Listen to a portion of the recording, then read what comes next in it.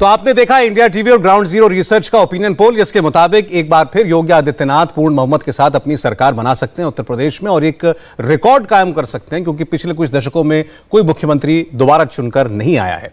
हमारे साथ इस वक्त जुड़ रहे हैं उत्तर प्रदेश के डिप्टी सीएम दिनेश शर्मा जी। दिनेश शर्मा जी, बहुत स्वागत है आपका। हमारे ओपिनियन पोल के नतीजे आपके पक्ष में जाते हुए दिखाई दे रहे हैं, आपको आगे दिखा रहे हैं, आपकी सरकार बनती हुई दिखाई दे रही है। तो आपका अपना आंकलन क्या है, यह बता दीजिए 10 मार्च के लिए।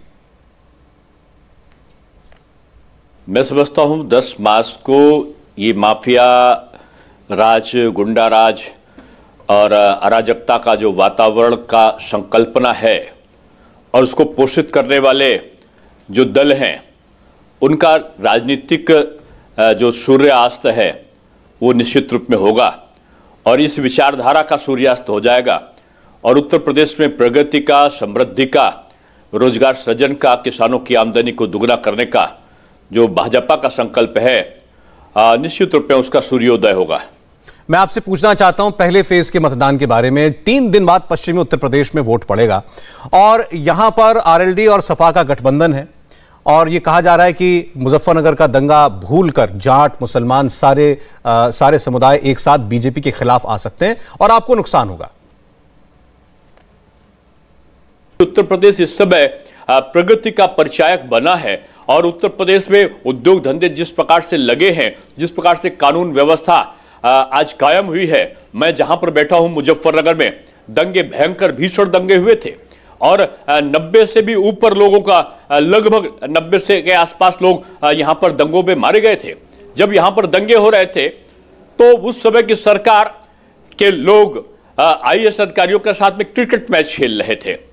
जब यहां पर दंगे हो रहे थे उस समय सैफई में महोत्सव हो रहा था और जो लोग दंगे के दोषी थे, एक तो बहुत बड़े धर्मगुरु जो इसके दंगों के मास्टरमाइंड माने जाते थे, उनको लखनऊ बना के जैसे सरकारी मेहमान बनाया गया था।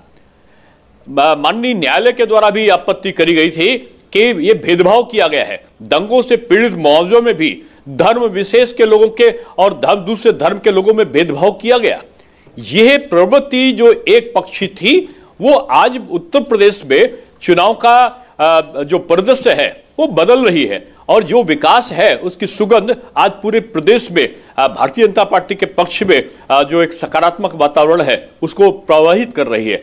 देखिए, जैसा अभी आपने खुद ये मुद्दे बताए तो ऐसा लग रहा है कि विकास का मुद्दा पीछे छूट गया है और धीरे धीरे मुजफ्फरनगर का दंगा, हिंदू मुसलमान का सेंटिमेंट, माफिया पर आपने क्या कार्रवाई करी है, ये अब मुद्दे हो गए हैं जिन पर सारा फोकस शिफ्ट हो गया है।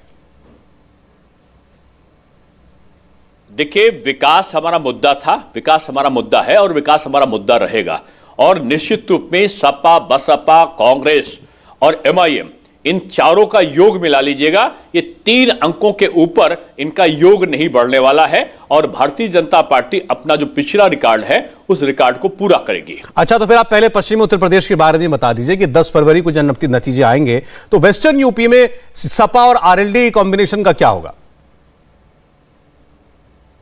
अब मुझको लगता है पश्चिमी उत्तर प्रदेश इस 10 फरवरी को जो चुनाव हो रहा है उसमें समाजवादी पार्टी और आरएलडी का राजनीतिक अस्तित्व बचाने के लिए इनको संघर्ष करते हुए दिखाई पड़ेंगे।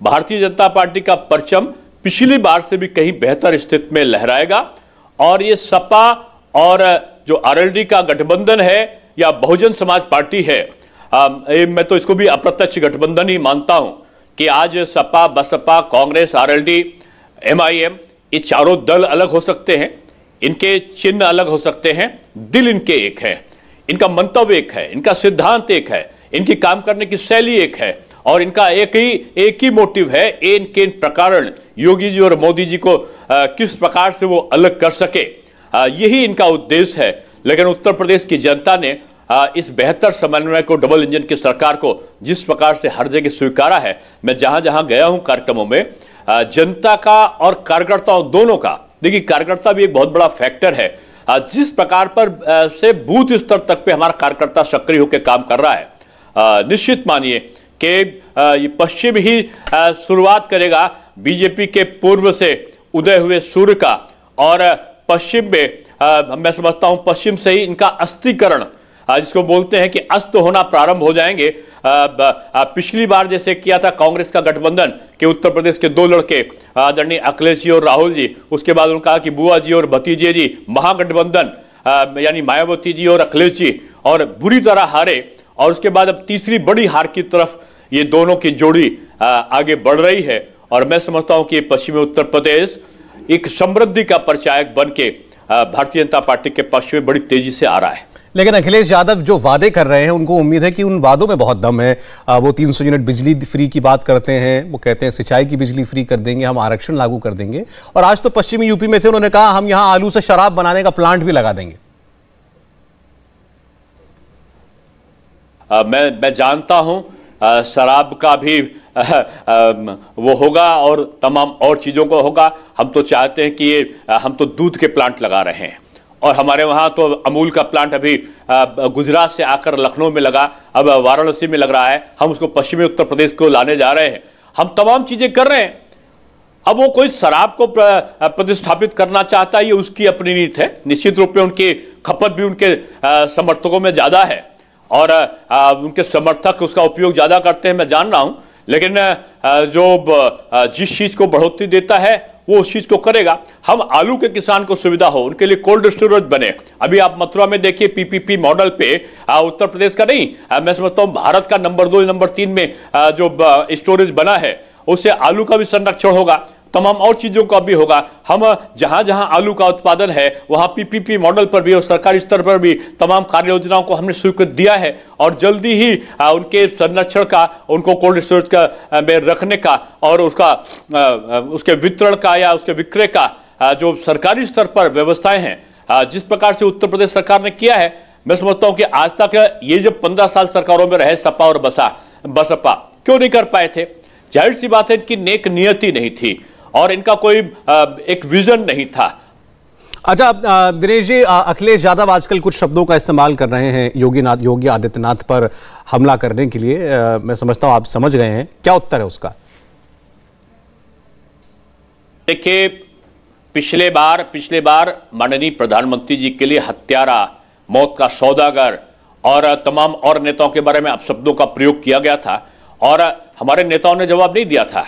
जवाब जनता ने लोकतांत्रिक तरीके से दिया था। जिस तरीके से मुख्यमंत्री जी के बारे में चिलमजीवी और अन्य शब्दों का प्रयोग कर रहे हैं, मैं समझता हूं ये भारतीय संस्कृति का अपमान है, ये साधु संतों का अपमान है। और ये तो पहले से साधु संतों का और भारत की संस्कृति का अपमान करते आए हैं। परिंदा पर नहीं मारेगा, राम सेवकों पर, राम भक्तों पर गोली चल जाएगी, वहां पर राम मंदिर ना बने, वहां पर चिकित्सालय बन जाए, विश्वविद्यालय बन जाए, ये करने वाले लोग हैं। ये वही लोग हैं जिनके शासन काल में जो कांवड़ की यात्रा निकलती थी, वहां पर अराजक तत्व उस पर पत्थर बरसाते थे। पत्थर बरसाने वाले सम्मानित होते थे और पत्थर की चोट खाने वाले जेल में होते थे। आज हेलीकॉप्टर से कांवड़ का जुलूस निकलता है तो फूल की वर्षा होती है। आज श्री राम मंदिर का शिलान्यास करने के लिए देश के प्रधानमंत्री पहुंचते हैं। आज काशी विश्वनाथ कॉरिडोर का लोकार्पण करने के लिए देश के प्रधानमंत्री और मुख्यमंत्री पहुंचते हैं। आज तक क्या कारण है? ये आज समाजवादी पार्टी के सर्वोच्च नेता, कांग्रेस पार्टी के सर्वोच्च नेता और आरएलडी का नाम मिले तो इनके सर्वोच्च नेता और बहुजन समाज पार्टी के सर्वोच्च नेता, ये लोग क्यों रामलला का दर्शन नहीं करने गए? इसलिए नहीं गए, इनको संप्रदाय में विभाजन करना है, इनको एक संप्रदाय को आगे करना, उनको उकसाना है दूसरे संप्रदाय के प्रति। आज तक ये इसलिए नहीं गए कि ये सांप्रदायिक ना कहलाने लगे। भारतीय संस्कृति का प्रतिपादन करने वाले कौन लोग हैं, उनका अनुरक्षण करने वाले कौन लोग हैं, उनको संचालित करने वाले कौन लोग हैं, ये भी एक विषय जनता के सामने आता है। और जाहिर सी बात है, हमारे भारतीय जनता पार्टी के शासनकाल में अगर होली और दिवाली शांतिपूर्वक बना है तो बकरीद और ईद का त्यौहार भी शांतिपूर्वक बना है। एक भी 700 से ऊपर दंगे हुए थे पिछली सरकार में। हर महीना सांप्रदायिक दंगों से और कर्फ्यू से ग्रस्त उत्तर प्रदेश रहता तक करहा रहा था। क्या कारण है कि इन 5 सालों में एक भी दंगा नहीं हुआ? अब आप ये सारे मुद्दे लेकर लोगों के बीच में गए हैं। अब मतदान से 3 दिन पहले इस पर और बात क्या करें, अब तो वोटिंग का वक्त आ गया है और 10 मार्च को नतीजा आ जाएंगे। बहुत बहुत शुक्रिया दिनेश शर्मा जी, आपका हमारे लिए समय निकालने के लिए। इंडिया टीवी हर वक्त हर जगह डाउनलोड करने के लिए सर्च करें India TV news Google play store या ऐप स्टोर पर।